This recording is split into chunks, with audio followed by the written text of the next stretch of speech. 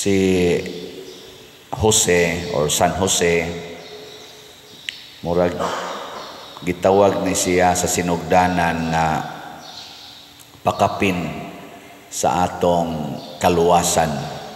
Kay si Jesus magyud mao'y atong kaluwasan nga gitag-an diri sa unang pagbasa nga mao'y atong manluluwas, mao'y gituuhan ni Abraham nga gihisgutan sa ikaduhang pagbasa nga nakaluwas pod sa pagkaway anak ni Abraham ug ni Sarah. Di magid si San Jose mo'y murag tawag na to bagi-agian sa similya aron matao ang Mesiyas. Mura ra siya og pakapin kay mabdos na mandaan si Maria sa dihang iyang gipangasawa si Maria. Pero legally speaking, si San Jose amahan gyud ni Jesus legally, pero biologically si San Jose ama-ama ra ni Jesus. Dako ba na nga role o gamay? Ama-ama ra, stepfather, sama na, gamay ra na nga role o dako? Namagay ubang ama-ama, unayon pag mulistiya ang ilang stepdaughter, di ba? O na, usahay, dagko kay ng problema sa atong katilingban. Dili kay na dako nga role oy kung sa atong kuan karon, kung sa atong kahimtang ba kanang tawhanon nga kahimtang. Pwede ra ginagbiyaan ang ama-ama, pwede ra ginag dili kayo mobalyo ang anak-anak. Pero lahi ang kahimtang ni Jose ug ni Maria niadtong ilang panahon, kay ang babae sa unang panahon basta mamabdos unya way bana batuon hangtod mamatay. Nya kun wap ato pangasawa ni Jose, si Maria unta pagdako na stiyan ato mga 5 months, 6 months, di to kapanganak, batuon to hangtod mamatay, maapil og kamatay ang bata, di matao. Sa to pa sa pagkatao sa Mesiyas, purting dako ag role nga nahatag si San Jose. Kay murag di gyud tumatao ang Mesiyas ingnon talang punga dinhis kalibutan, dito siya mahimong flesh, mahimong tao, mahimong Santo Niño, mahimong Nazareno, kun wap pangasawa ni Jose si Maria. Ana. Sige, lingiyay mong tupad. Ing naog namatay pas Jesus, impierno unta ka. Ing naog namatay pas Jesus diastiya ni Maria, na impierno na unta ka. Kay ang nakaluwas nato kanimang pag-antos o pagkalansang ni Jesus sa krus o ang iyang pagkabanhaw, o niya, kay di man unta na mahitabo kung wapa pangasawa ni San Jose Maria, di purting dakuha sa problema. Hinoon ang Ginoo makahimo man gyud sa tanang butang. Pero sa ato lang nakita ba sa sit up sa kalibutan. Mao na si Jose usa ka modelo. Modelo sa kaluwasan o sa mga tao nga gustong muluwas. Gilingian na sa imong tupad, ina gusto kang muluwas nako. Na gusto ka muluwas nako. Kay usahay ra ba ang ato ra gyung pangitaon ang atong kaluwasan, pero kanang imong tupad, kanang imong silingan, ikaw baya sad maoy gamiton sa Ginoo aron maluwas na. Nya kasagaran gyud imbis makaluwas tas atong isig ka tao, makahatag tanilag kalaglagan, kadautan. Kumusta maron atong mga leaders nga maoy gipiyalan sa Ginoo para maluwas ang atong katilingban? Nagtuman ba sila sa ilang misyon sa kaluwasan o wa? Kumusta man? Kaya kamo na lang dahil balansi-balansi. Unsa may mahitabo kung ang atong mga leaders o kitang mga leaders sa pamilya, sa kompanya, sa simbahan, sa mga organizations, sa leader sa munisipyo, leader sa barangay, leader sa probinsya, leader sa nasod, leader sa legislative branch, leader sa executive branch, leader sa judiciary.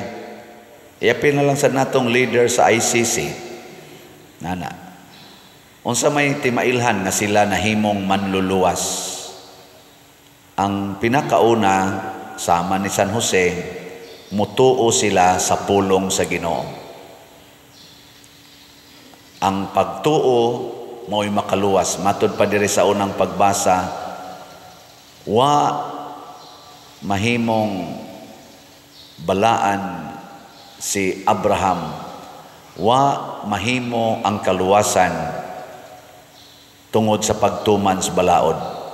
Kanang atong pagsigig tuman sa balaod nga mo'y gilalisan ron sa atong mga lawyers kung doon na ba'y legality ang pagka-aristo ni President Rodrigo Duterte o ang iyang pagkapriso karon dito sa The Hague nga prisuhan sa korte sa ICC, naabay legality, valid ba to or invalid? Balaod na. Kung ari ka maminaw sa anti-Duterte, valid. Kung ari ka maminaw sa pro-Duterte, invalid. Kinsa maroy atong tuhuan ani. Nga pulos man sila na ay rason. Kanang impeachment sa Vice President nga 9 hours ra, more or less, dito sa Kongreso, valid ba na or invalid? Balaod gyapoy basihan, ana maglalis gyapon. Kanang EJK nga giakyos ngadto ni President Rodrigo Duterte sud atong mga 8 ka tuig niyang giakyos 2011 hangtod 2019. Valid ba na? Unsa na? Culpable ba siya? Crimes against humanity ba na? O hero of humanity si President Duterte? Ang mga anti-Duterte, crime against humanity, balaod gibasihan. Arisag ka sa mga pro-Duterte, unsa man sad? Hero of our humanity, of the humanity. Unsa may may yung tuhuan na gilingay mong tupad.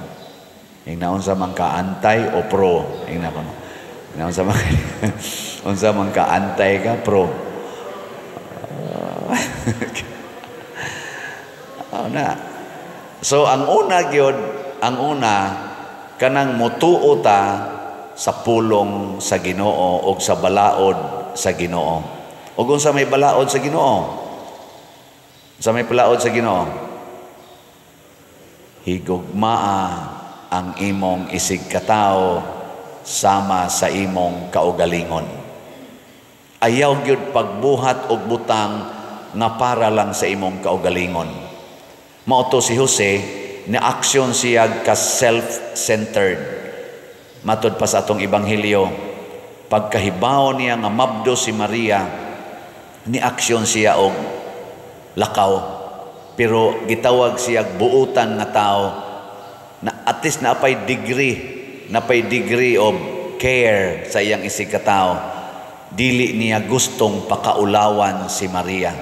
Naapa na ni San Jose ba nga, pero nakaingon gid siya, unfair gyud kay ni.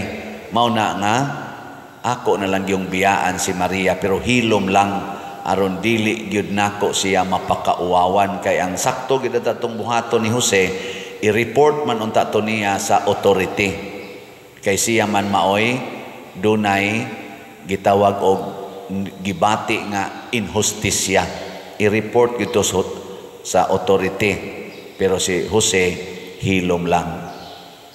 Nindota untag maunay gibuhat sa administrasyon ni President Marcos nga may bagyan natang i-report sa ICC pero hilom lang ta. Kita lang dinhi ang mag-process gyud sa atong nasod. Di na lang nato i-apil ang foreign courts. Nindot unta kanang ato pinasan Jose ba? Kanang solve it in yourself. Solve the EJK in our country because we have a very functional justice system dinis atong nasod. Muna nga importante kaayo ang kinaiya ni San Jose kay si San Jose nagtuman gyud sa sugo sa Ginoo, love your neighbor as yourself. Sa dihang si San Jose nakabati sa sulti sa anghel, ayaw kahadlok kay kanigong mahimutang self-centered, hadlukan man ta. Daghan karong ni Akyos nga kini kunong gibuhat nga gipadala si President Duterte ngadto sa ICC aron didto i-confine kahadlok kuno ni sa atong mga present nga mga leaders kay gusto sila nagyoy magdumala sa Pilipinas nga wa nay makailog niining ilang gahom niya kay ang mga Duterte kuno maumay makailog ingon sila nahadlok ang atong mga leaders karon kanibang gitawag nato bag mga political competitors nila yang lig-o ni nga competitor da ato ning tumbahon dili sa eleksyon gamitan ni nato sila og rejection ginamit ang balaod mo nay self-centered nga mga leaders or self-centered nga tao kanabang di ka makig sana duwa nga patas imo o sa silang piangan inomdom ko ana nga dunay gipatay sa tarian tungod kay gihiluan kuno ang iyang manok kana bang inig sabong kuno ba na kamo mga manariay nga ni aron dinhi na ana nasa kuno usay ana kanang sana pick on kunong pako inig hikap o tiil nga ay ginagpahikap ha kahikap na piangan ng manok nimo dili ba patas nya unsa may patas unta nato kana mang eleksyon mo na ilang analysis sa uban nga nahadlok mo nang gigamitan og kaning rejection ginamit ang puwersa sa kaning balaod mo na kanang balaod di gid na makaluwas unsa may makaluwas pagtuo nato sa pulong sa Ginoo. Si Jose pagkadungog niya sa pulong sa Ginoo iya nang gibaliwala ang iyang kaugalingon ug ni adto siya ni Maria ug gipangasawa niya si Maria. Gihigugma niya ang sitwasyon nga dili nindot. Muna muday ko ni President Duterte kay niingon siya ako ning atubangon. Ani ana ni katong pagdayon niyang sakay sa eroplano hangtod karon mao man iyang gisulti ako ning atubangon gani pagkaistorya kuno nila ni Vice President Sara nagkaistorya naman sila didto physical ito amaron sa Netherlands si Vice President Sara taron magkaistorya gi sila siyang amahan ang sulti gyud ni President Duterte kuno niingon nga uli na ngadto sa Pilipinas kay duna kay trabaho didto isip Vice President pagtrabaho didto ako ning atubangon ana ba no ano bitang it's a long ang sa tingon niya it's a long legal proceedings o mo na long gyud kay hearing sila atong niaging adlaw sunod hearing unya pa man sa September no sa to September 23 karong tuiga atong iyampo nga madayon basig i-post po na butangan na sa naglaing duha ka tuig long legal process kay anha mangong duwa diha sa legal na ako na-assign man kog prisuhan for 5 years sa atong archdiocese naagi na nagpundo diha sa prisuhan nga tag napo na katuig na gani 15 katuig kay wa pa gyud mulihok ang ilang kaso kay sige lag ka-postpone ma-postpone karon sunod tuig na sad ang hearing na gani uban ma-postpone karon duha na sad katuig ang paaboton una na sad ang schedule sa sunod nga hearing. It's a long legal process gidawat na ni President Duterte. Congratulations Mr. President kay imong gidawat ang dili nindot nga dawatonon pero ang ato dinhing mga justices ang atong mga legal nga mga anti-Duterte nga mga leaders, di gyud sila mudawat sa naong ni President Duterte. No? Kamao sa ta silang maliwat ni San Jose nga mudawat ba papulion diri sa President Duterte ug atubango nila dinhi sa atong korte, anhi dinhi ang duwa unta. Mingon sila, dili patas basta nias ato may didto kay way maka-influensya na naunsa na Hinoo na. Ang patas nga duwa nias ato. Ngano man kay ang nagkiha ni President Duterte ang nagbuot nga maingon ana siya nga mapriso ang present administration. Nya dili na hinuna patas, dihado pagani is President Duterte kay matud pa niya kuan naman siya, ordinaryo naman siyang tao. Nya dili na noon mahadlok na nung ka kay dili patas nga di man pabor ni President Duterte ang atong administrasyon karon, di naman sila unit team, may tatong padayon pang unit team kay patas dili makaingon ta kon ang nag-accuse ni President Duterte anti-administrasyon unya si President Duterte ug ang administrasyon unit team gyapon, pero karon di man. So unsa may nakaingon ana nga dili patas kun anhi dinhi gid nato hiringon. Tinuod dili na siya sayon kana bitang moatubang kas naong sa imong kaaway, dili sayon oy gilingi ay imong tupad ing na okay ra kas akong naong ina kono, dili sayon. Pero kung maliwat ta ni San Jose, kinahanglan gyud nga ato ginang dawaton bekin sa dinhing mga asawaha sugod karon moingon na gyud ka nga ako na gyung higugmaon ang naong sa akong bana, din agyod ko magyaw-yaw o magkusmod niya. Taas ang kamot. Tanawa. Di dyan lagi kakahigugma as yourself. Nga naman di ay, kanang imong self di ay, maglagot di kas imong self. Matod pa ni Kristo, di madyog ka maglagot sa imong kaugalingong lawas. Muna, ayaw sa kalagutin ang imong sigkatao. Na, karon bitaw magsigig ingon ang mga pro Duterte bisan sila si Vice President Sara hasta President Duterte, ayaw gyud mo paghimo og rebellion og magrally mo must be peaceful rally. Ngano man maluoy tas atong nasod nga magkagubot. Gihigugma nila ang atong nasod. Kanunay ginang ibungat ni President Duterte, kining akong gibuhat para ni sa atong nasod, para ni sa inyong mga anak ug akong mga anak, para ni sa kaugmaon sa atong nasod. Nakahinomdom ko katubitang pag nangumpanya pa ni ang si President Duterte pagka-presidente, inig-abot niya sa rally, ang una ganyang buhaton, iyang hagkan ang atong Philippine flag. Iyang hagkan ba, igdayon niyang sulti. Unsay naa diha sa atong Philippine flag? Unsay naa diha? Mo kibaw?